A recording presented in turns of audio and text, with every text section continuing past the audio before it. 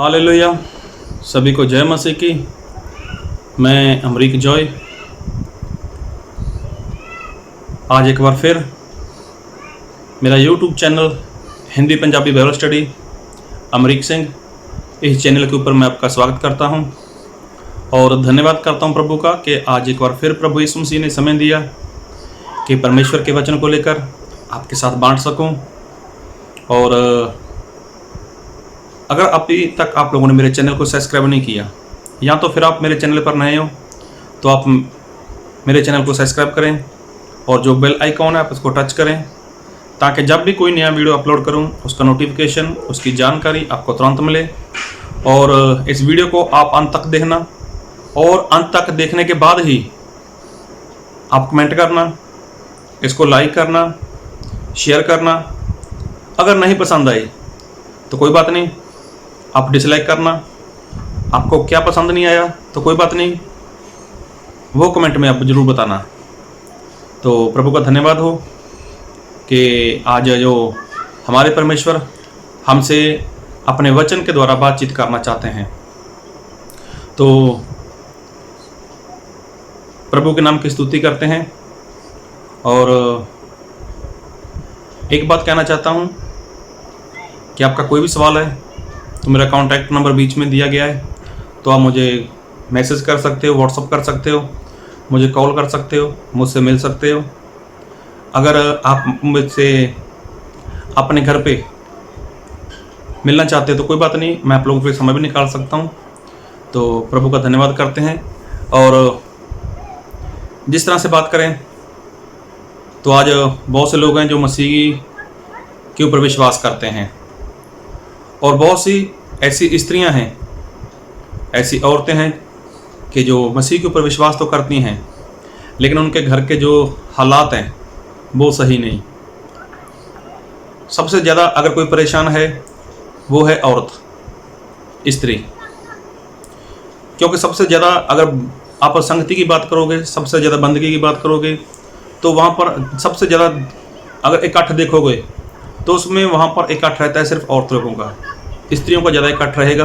तो जो पुरुष है, जेंट्स, तो वो लोग बहुत बंदगी में काम आते हैं, संगति में काम आते हैं। तो सबसे ज़्यादा अगर कोई परेशान है वो औरतें।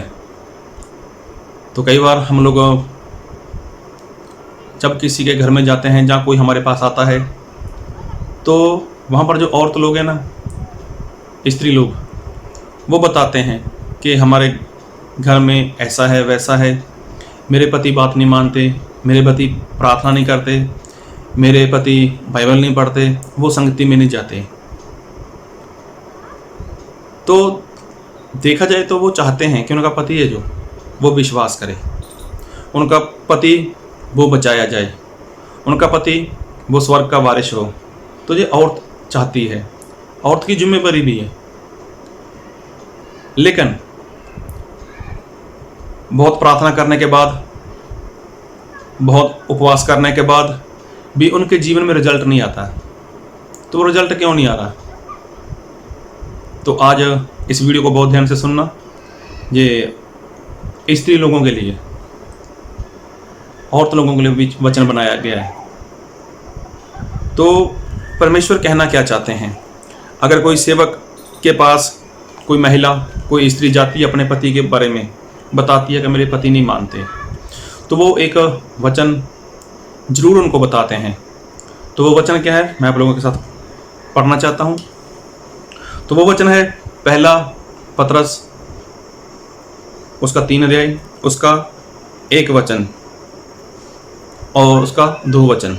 तो वहाँ पर ऐसा लिखा है, हे पत्नियों, तुम भी अपने पति के अधीन रहो, इसलिए कि यदि इनमें से कोई ऐसे हो जो वचन को ना मानते हों तो भी तुम्हारे भय सहित पवित्र चाल चलन को देखकर बिना वचन के अपनी अपनी पत्नी के चाल चलन के द्वारा खींच जाएं। तो देखो, बाइबल में ऐसा लिखा है कि जो पत्नी है वो क्या करे, वो अपने पति के अधीनता में रहे। तो ये सेवक लोग ज़्यादा वचन बताते हैं कि आप परमेश्वर के वचन को पूरा करो। क्या वचन को पूरा करना है कि अपने पति की अधीनता में रहो। तो आपके चाल चलन से आपका पति क्या है, वो खींचा चला जाएगा। तो लेकिन ऐसा देखने को नहीं मिलता, ऐसा कहीं पर सुनने को नहीं आता कि ऐसा हुआ, मेरे पति ऐसे थे, मेरे पति वैसे थे, मेरे चाल चलन से मैं अपने पति की अधीनता में थी तो मेरे पति बचाए गए। तो कभी भी देखना ऐसी गवाही कहीं पर मिलती नहीं है। लेकिन ये वचन सभी को याद है, पत्नी को भी याद है क्योंकि पास्टर ने उसको सिखाया हुआ है, और पति को भी याद है। पति को तो यहाँ तक भी याद है कि अगर उसकी पत्नी नहीं बात मानती ना, चाहे पति मानता है चाहे नहीं मानता, लेकिन पत्नी के लिए पति क्या बोलता है कि देख बाइबल में लिखा है तू पति की अपनी अधीनता में रहे, तो तेरा फर्ज है मेरी अधीनता में रहना। तो वचन पति भी जानता है, पत्नी भी जानती है, लेकिन जो वचन जीवन में काम करना चाहिए वो काम क्यों नहीं कर पा रहा। आज सबसे ज़्यादा अगर कोई परेशान है वो पत्नी परेशान क्यों है, जबकि उनको लगता है कि हम तो अपने पति के अधीनता में हैं। लेकिन एक बार फिर पढ़ूंगा वचन आपके लिए, हे पत्नियों तुम भी अपने पति के अधीन रहो, इसलिए कि यदि इनमें से कोई ऐसे हो जो वचन को ना मानते हों। देखो, जो वचन नहीं मानता मतलब जो वचन को जानता ही नहीं है। ऐसे पति की अगर अधीनता में रहोगे तो वो क्या होगा, वो तुम्हारा चाल चलन देखकर वो मसीह के पास आ जाएगा। लेकिन देखा जाए ऐसा नहीं हो पा रहा। बहुत से पत्नियों ने अपने पतियों के लिए उपवास किए, संगति भी जाते हैं, घर में कई बार संगति भी करवाई, लेकिन उनके जीवन में काम नहीं हो पा रहा। तो बात को बहुत ध्यान से सुनना कि ऐसा क्यों नहीं हो पा रहा, ऐसा जीवन में क्यों नहीं हो पा रहा। और अगर पति के अधीनता में रहना है तो किस तरह से अधीनता में रहना है, और पति कब सुधरेगा। तो मैं आपसे एक और वचन पढ़ूंगा, आपके लिए वचन पढ़ने वाला हूं, एफिसियों उसका 5 अध्याय उसका 22 वचन। मैं जानता हूं कि ये वचन सभी को मुंह जुबान याद है कि बाइबल में ऐसा लिखा है, एफिसियों 5 के 22 में ऐसा लिखा है, पहला पतरस 3 अध्याय उसका 1-2 वचन में ऐसा लिखा है। सही बात है, लेकिन फिर भी काम नहीं हो पा रहा है। तो मैं वचन पढ़ने वाला हूं, ध्यान से सुनना। एफिसियों 5 अध्याय उसका 22 वचन, हे पत्नियों अपने अपने पति के ऐसे अधीन रहो जैसे प्रभु के। तो सबसे बड़ी बात, प्रॉब्लम यहीं पर आ रही है कि जो पत्नी है वो अधीन तो रहती है, पति के अधीनता में रहने का यत्न तो करती है, लेकिन किस तरह से अधीन रहना है। बाइबल में ऐसा लिखा है, एक बार फिर पढ़ूंगा, हे पत्नियों अपने अपने पति के ऐसे अधीन रहो जैसे प्रभु के। तो देखो बाइबल में ऐसा लिखा है, परमेश्वर सिखाते हैं कि जो पत्नी है वो ऐसे अधीन रहे जिस तरह से वो प्रभु के अधीनता में रहती है। अगर प्रभु के अधीनता में रहती है तो उसका पति क्या होगा, उसके चाल चलन से वो खींच कर चला आएगा। तो मेरा एक सवाल है सभी पत्नियों को, सबसे पहले, क्या आप प्रभु के अधीनता में हो? क्या जिस तरह से प्रभु आपको देखना चाहते हैं, क्या जिस तरह से प्रभु आपसे चाहते हैं आप वैसा कर रहे हो? अगर आप वैसा नहीं कर पा रहे तो आपके जीवन में परमेश्वर का ये वचन कभी भी पूरा नहीं होने वाला। हाँ, वचन आपको मुंह जुबान याद हो सकता है, आप किसी भी सेवक को ऐसे बोल सकते हो बाइबल में ऐसा लिखा है, लेकिन परमेश्वर क्या देखना चाहते हैं? परमेश्वर तो ये बोलते हैं कि जो पत्नी है वो अपने पति के ऐसे अधीन रहे जैसे प्रभु के। तो सबसे पहली बात क्या है कि सबसे पहली बात, आप अपने प्रभु की अधीनता में रहो। प्रभु की अधीनता में कैसे? आपके जीवन में पहला स्थान आपके प्रभु का होना चाहिए। पहला स्थान प्रार्थना, पहला स्थान बाइबल पढ़ना, पहला स्थान संगति में जाना, पहला स्थान परमेश्वर की हर एक आज्ञा को पूरा करने के लिए सबसे पहला स्थान हमारे परमेश्वर का होना चाहिए।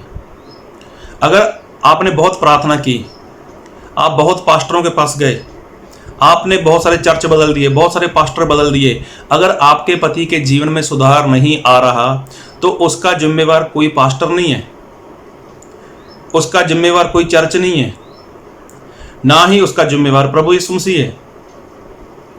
क्योंकि ना तो कोई पास्टर आपके पति को बदल सकता है और ना ही कोई चर्च आपके पति को बदल सकता है।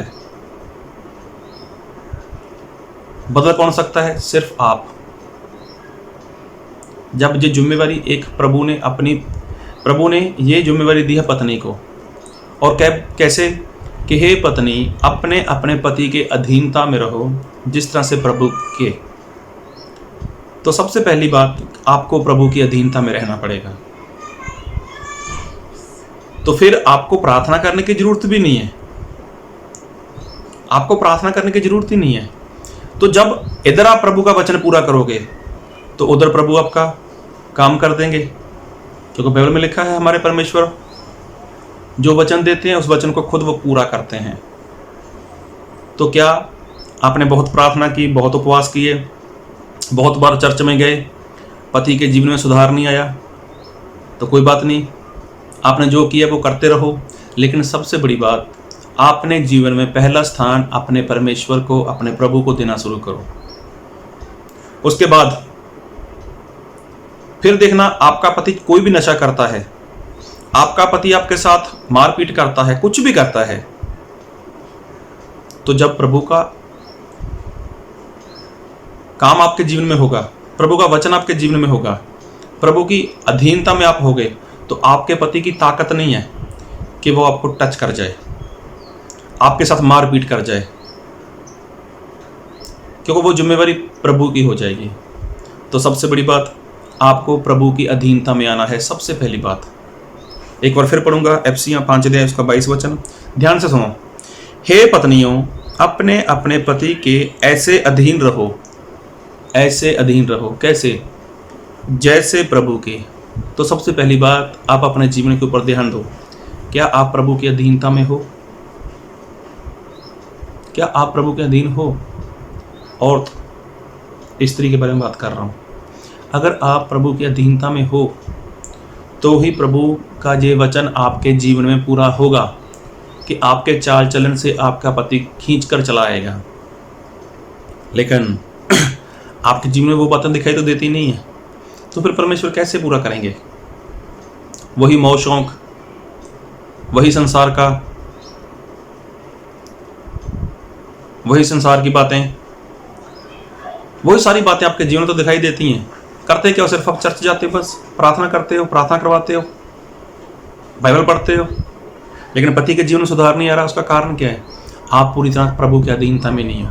तो आपको प्रभु की अधीनता में होना चाहिए, फिर आपको प्रार्थना करने की जरूरत नहीं है।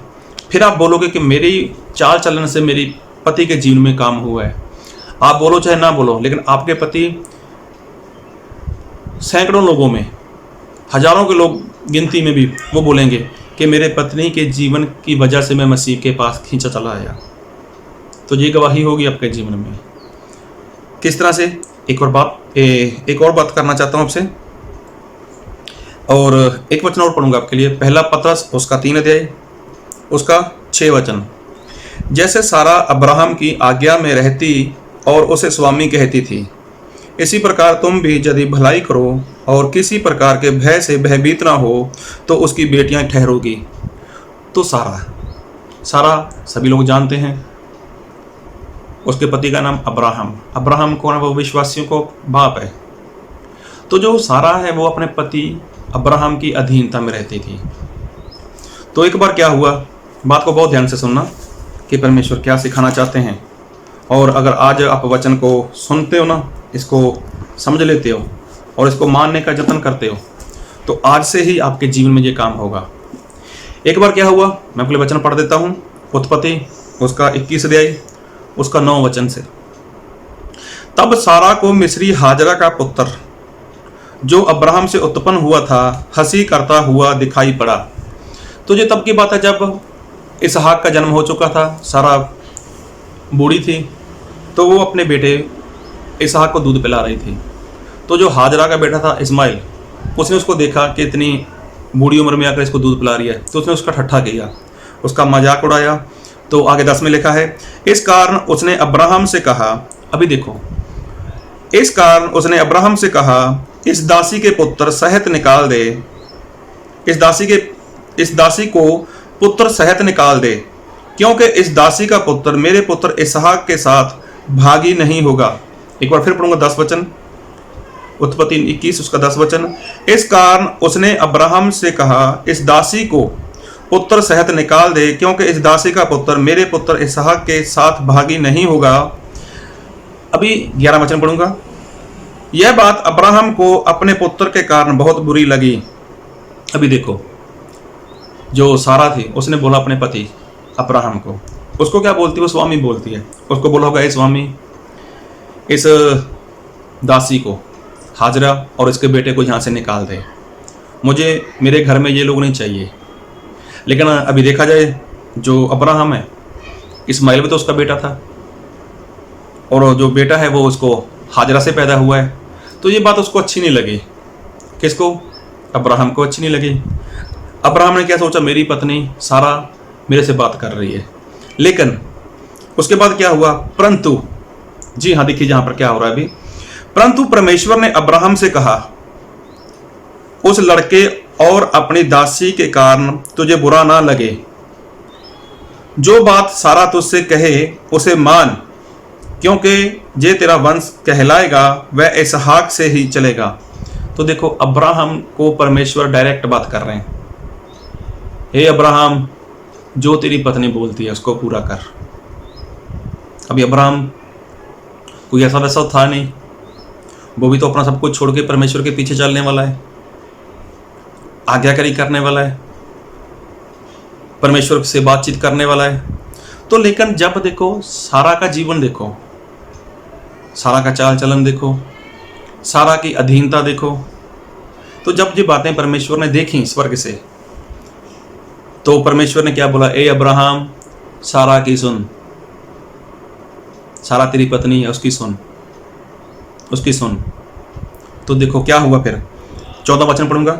इसलिए अब्राहम ने सवेरे तड़के उठकर रोटी और पानी से भरी चमड़े की थैली भी हाजरा को दी और उसके कंधे पर रखी, और उसके लड़के को भी उसे देकर उसको विदा किया। तो देखो, ये काम किसने किया? परमेश्वर ने किया। किसको देखकर किया?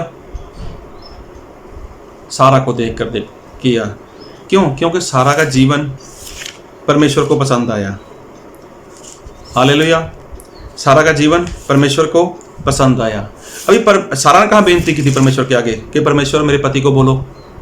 तो सारा ने परमेश्वर से बेनती नहीं की, ना ही परमेश्वर से कोई प्रार्थना की। लेकिन सारा का जो चाल चलन था, एक बार फिर पढ़ूंगा, पहला पतरस 3 अध्याय उसका 6 वचन। जैसे सारा अब्राहम की आज्ञा में रहती थी। देखो, सारा अब्राहम की आज्ञा में रहती थी और उसे स्वामी कहती थी। देखो, उसको स्वामी बोलती थी, अपने पति को स्वामी बोलती थी, उसका मान सम्मान करती थी, उसकी अधीनता में, उसकी आज्ञा में रहती थी। इसी प्रकार तुम भी यदि भलाई करो और किसी प्रकार के भय से भयभीत ना हो, तो उसकी बेटियां ठहरोगी। तो जब आप लोग ये परमेश्वर के वचन को पूरा करोगे, तो आपको प्रार्थना करने की जरूरत नहीं है, आपको कुछ करने की जरूरत नहीं है। इधर आप परमेश्वर के अधीन हुए, इधर आप परमेश्वर की अधीनता में चलना शुरू किया, तो उधर परमेश्वर आपके पति को, वो कहीं पर भी हो, कैसा भी हो, किसी भी मुश्किल में हो, तो वो परमेश्वर आपके पति को वहां से बाहर निकालेंगे। अब्राहम तो विश्वासियों का बाप है, अब्राहम तो बहुत बड़ा विश्वासी है। परमेश्वर जब उसके जीवन में काम कर सकते हैं, तो यहां पर लिखा है जो जिसका पति नहीं भी मानता हो, परमेश्वर तो उसको बदल सकते हैं। तो क्या जब सारा का जीवन, सारा का जब चाल चलन परमेश्वर ने देखा, तो क्या सारा को प्रार्थना करने की आवश्यकता थी? क्या सारा को प्रार्थना करने की जरूरत थी? तो वहां पर तो प्रार्थना उसने की ही नहीं। लेकिन परमेश्वर ने क्या बोला, हे अब्राहम, जैसा तेरी पत्नी सारा बोलती है वैसा ही कर, इस लड़के को और इसकी माँ को निकाल दे। तो उसके बाद देखो, अगले ही दिन, मतलब दूसरे ही दिन, अब्राहम ने सब व्यवस्था की और उन दोनों को निकाल दिया। तो जब हमारे परमेश्वर इतना बड़ा काम कर सकते हैं, मेरे परमेश्वर ऐसा काम परमेश्वर कर सकते हैं, तो क्या वो आपके जीवन में नहीं कर सकते? आपने बहुत प्रार्थना की, आपने बहुत उपवास किए, लेकिन अगर रिजल्ट नहीं मिल रहा, अगर आज भी आपको ऐसा लगता है कि मेरा पति कब सुधरेगा, मेरा पति कब सुधरेगा, तो आप परमेश्वर के वचन के अधीन हो जाओ, परमेश्वर के अधीन हो जाओ।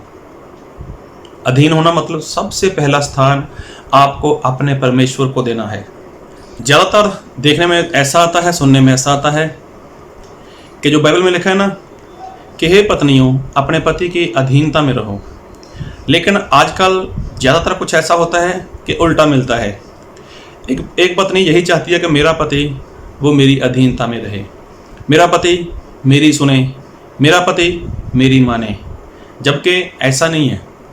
तो जो सारा थी वो अब्राहम की अधीनता में थी, मतलब कि वो अब्राहम की पत्नी है, तो पत्नी अपने पति की अधीनता में थी, ना कि अपने पति को अपनी अधीनता में रखती थी। तो आप सारा की बेटी हो, परमेश्वर का वचन बोलता है, तो आपका भी वैसा ही फर्ज है कि आप अपने पति की अधीनता में रहो, जिस तरह सारा अपने पति की अधीनता में रही।